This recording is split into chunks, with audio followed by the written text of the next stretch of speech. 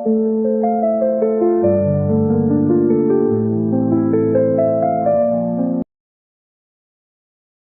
suatu hari, terdapat putri cantik yang baik hati dan lemah lembut bernama Galuh Candrakirana yang tinggal di istana kerajaan Dang. Galuh Candrakirana memiliki saudara seayah bernama Galuh Ajeng. Tidak seperti Galuh Candrakirana, Galuh Ajeng sangatlah kasar dan suka iri kepada Galuh Candrakirana. Ia tidak suka melihat kebahagiaan yang ada di wajah Candrakirana. Saat Galuh Candrakirana sudah dewasa, ia dikenalkan dengan Raden Inu Kertapati, putra kerajaan Kahuripan. Mereka saling mencintai dan juga seluruh kerajaan sangat senang dengan hal itu, kecuali Galuh Ajeng dan ibunya. Sang ibu pun menyusun rencana untuk menyingkirkan Galuh Candrakirana supaya anaknya bisa menikah dengan Raden Inu Kertapati dan dirinya bisa diangkat menjadi permaisuri.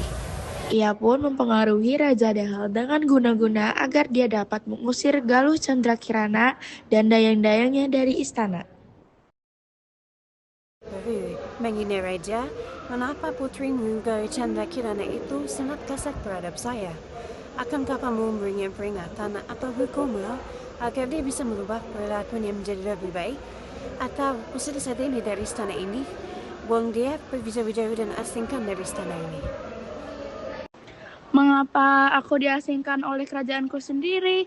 Mengapa ayah dan ibuku tega mengusirku dari istana? Sekarang aku harus hidup sendiri bersama kedua dayangku.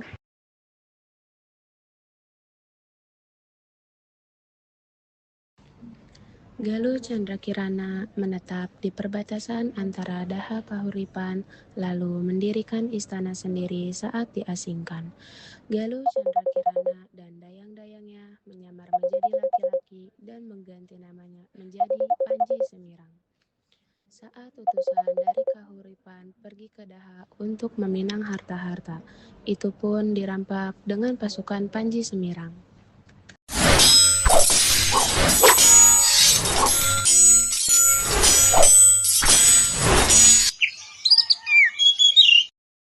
Keesokan harinya, Raden Kertapati pun datang ke istana Panji Semirang untuk mengembalikan rampakannya.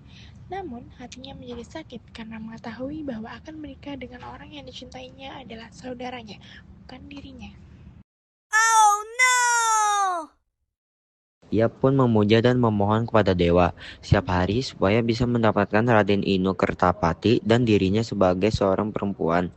Panji Semirang dibantu para dayang bergabung dalam kelompok pengamen bernama Gumbuh Warga Asmara dan memilih untuk merantau dan memilih untuk Suatu kembali hari, ke dia berbagai menetap di kerajaan kerajaan Patasara Gagelang bibinya. dan bertemu dengan Raden Inu Kertapati, yang kebetulan juga sedang berjalan-jalan untuk menenangkan kepala.